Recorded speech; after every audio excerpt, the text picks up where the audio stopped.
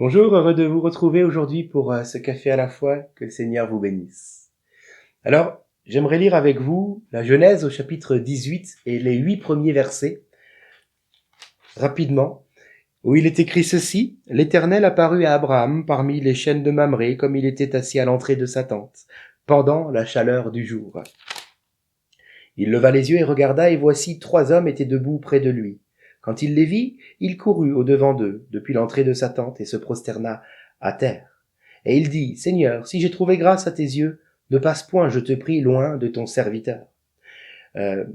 Permettez plutôt qu'on apporte un peu d'eau pour vous laver les pieds, et reposez-vous sous cet arbre. J'irai prendre un morceau de pain pour fortifier votre cœur, après quoi vous continuerez votre route, car c'est pour cela que vous passez près de votre serviteur. » Ils répondirent, « Fais comme tu l'as dit. » Abraham alla promptement dans sa tente vers Sarah, et il dit, « Vite, 3 mesures de fleur de farine, pétris et fais des gâteaux. » Et Abraham courut à son troupeau, prit un veau tendre et bon, et le donna à un serviteur, qui se hâta de l'apprêter.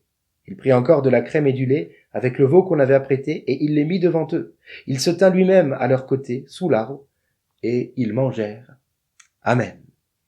Alors, j'aimerais que nous puissions partager aujourd'hui et demain sur cet esprit de service qu'avait Abraham, nous l'avons lu là. Alors en introduction déjà, qui sont ces 3 anges? Les commentaires juifs précisent qu'un ange est envoyé sur terre toujours pour accomplir une mission, mais une seule mission. Donc s'ils sont 3, c'est qu'il devrait donc y avoir 3 missions. Ça va, vous m'avez suivi là? Bon. Alors, quelles étaient ces 3 missions? La suite du texte nous le révèle.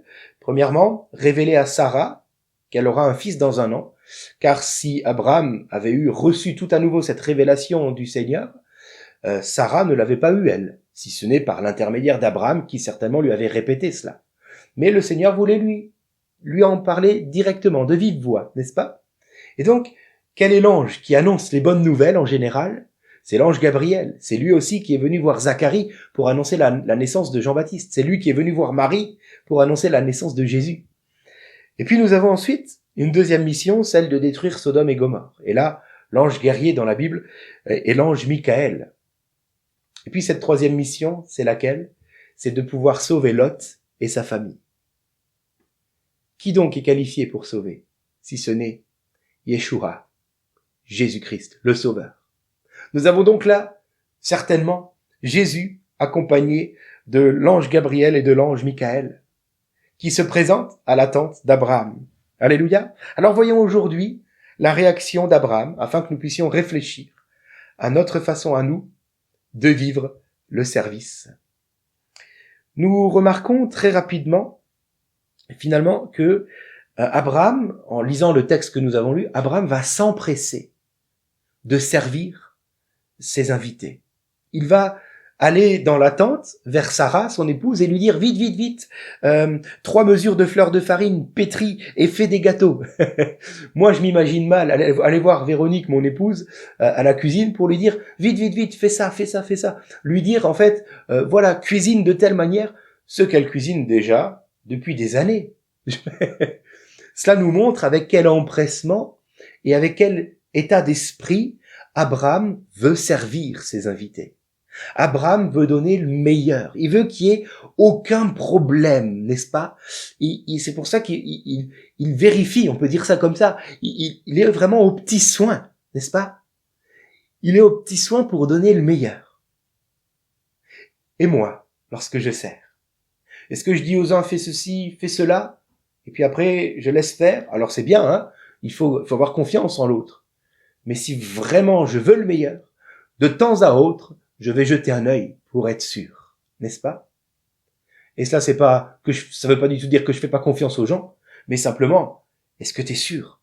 Parce qu'on veut donner le meilleur. Est-ce que tu es sûr que tu fais bien? Gloire à Dieu. Alors rassurez-vous, je vais pas voir mon épouse pour lui dire comment cuisiner.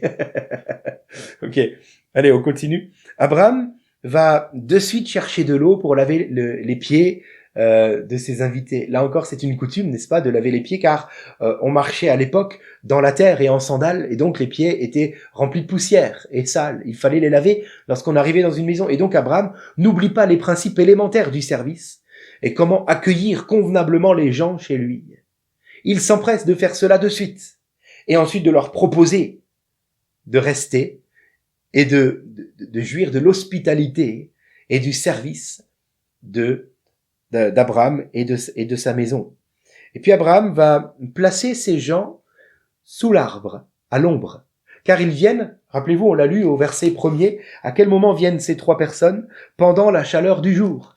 Donc j'imagine aisément Abraham leur laisser la place en disant, moi j'étais là jusqu'à ce que vous veniez, à l'ombre, parce qu'on est en pleine chaleur là, en plein milieu du jour, donc maintenant je vous donne ma place. Autrement dit, Abraham donne la meilleure place à ses invités.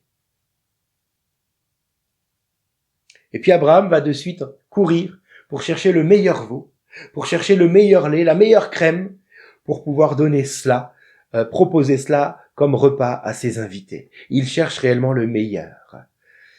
Il cherche le meilleur. Et pendant que Sarah va cuisiner les gâteaux, pendant que les serviteurs vont apprêter le veau, Abraham lui rejoint ses invités pour qu'il ne soit pas seul pendant la préparation du repas. Quel exemple, n'est-ce pas? Quel exemple! Waouh! Alors je me pose la question, et moi dans ma vie? Peut-être vous vous dites, Thomas, moi si le Seigneur vient chez moi, je ferai comme Abraham, je vais vraiment lui donner le meilleur. Mais j'aimerais vous dire aujourd'hui, vous avez une chance sur, je sais pas moi, 1 million, que Dieu vienne physiquement chez vous. C'est possible, et je dis pas le contraire, mais la plupart du temps, non, il le fera plus. Voilà pourquoi Jésus avait donné cette parole à ses disciples en disant, à chaque fois que vous faites cette petite chose à l'un de ses plus petits, c'est à moi que vous le faites. On comprend dans cette parole qu'à l'inverse, à chaque fois qu'on ne fait pas cela pour l'un de ses plus petits, c'est au Seigneur qu'on ne le fait pas. Jésus est en train de dire, vous ne pouvez plus le faire pour moi physiquement, car je ne suis plus physiquement sur terre, mais vous pouvez continuer de me servir moi. Comment? En servant votre prochain. Autrement dit, la manière dont nous servons notre prochain reflète la manière dont nous servons Dieu. Je crois qu'il est bon de nous l'entendre dire.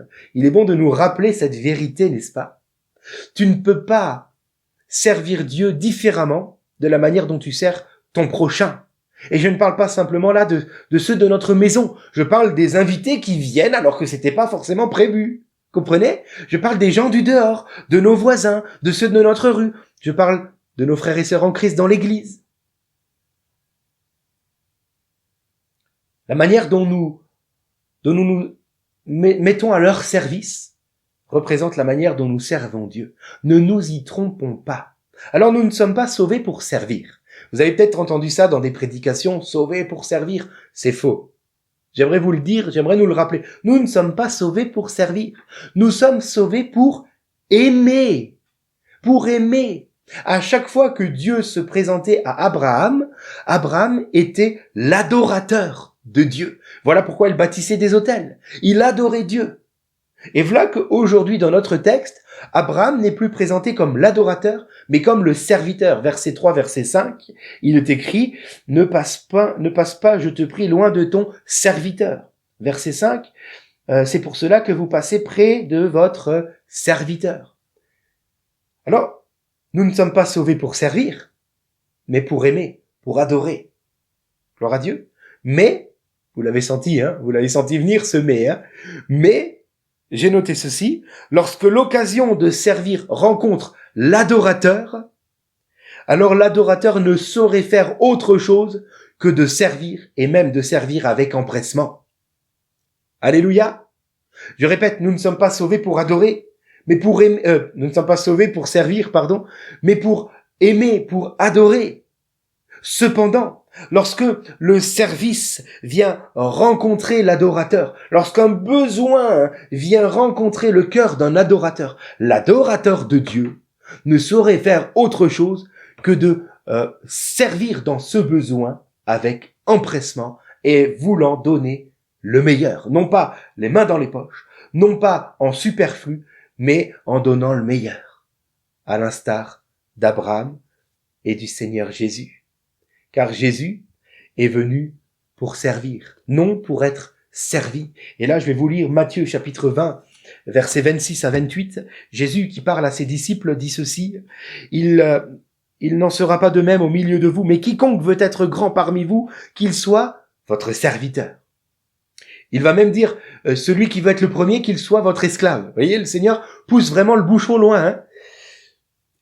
Et il termine en disant, c'est ainsi que le Fils de l'homme, en parlant de lui-même, c'est ainsi qu'il est venu, non pour être servi, mais pour servir et donner sa vie comme la rançon de beaucoup. Amen. Oui, Jésus a ses 3 ministères et on se plaît à se le rappeler, n'est-ce pas? Prophète, roi, sacrificateur. Mais Jésus est venu comme un simple homme, comme un serviteur.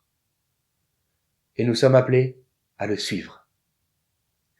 Alors ne pensons pas que si nous adorons, cela suffit. Tu peux adorer avec ta bouche. Mais si vraiment tu adores avec ta bouche de tout ton cœur, alors ton cœur va aussi conduire ta main dans l'adoration, en servant là où le Seigneur te montre les besoins. Amen. On en reparle demain, si vous le voulez bien. On termine par la prière maintenant. Seigneur, merci pour ta parole aujourd'hui, merci pour l'exemple d'Abraham. Oui, nous sommes sauvés pour t'adorer, pour t'aimer, en réponse à ton amour. Et nous, bien davantage qu'Abraham, nous avons réellement cette révélation de l'amour de Dieu manifesté en Jésus-Christ, mort à la croix pour nos péchés. Alors, à combien plus forte raison, la réponse de notre adoration dans l'esprit de service devrait s'en faire ressentir.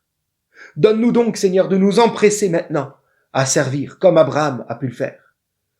De nous empresser à servir notre prochain, premièrement. Seigneur, garde-nous de croire que nous pouvons séparer l'adoration de notre bouche, de nos lèvres, avec celle de nos mains. Non, car tout cela émane d'un même point de notre cœur. Si notre cœur est à toi, alors que notre bouche t'adore et que nos mains te servent en esprit et en vérité.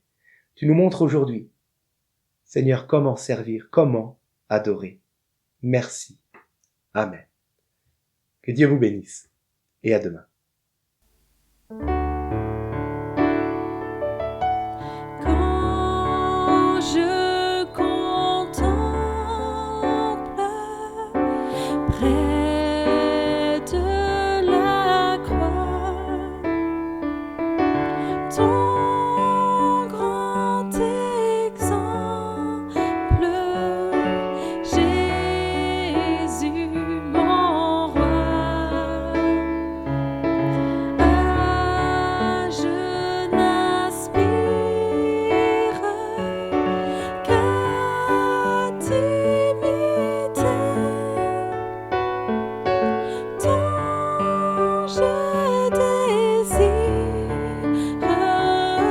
te ressembler, Jésus, oui, tant je désire te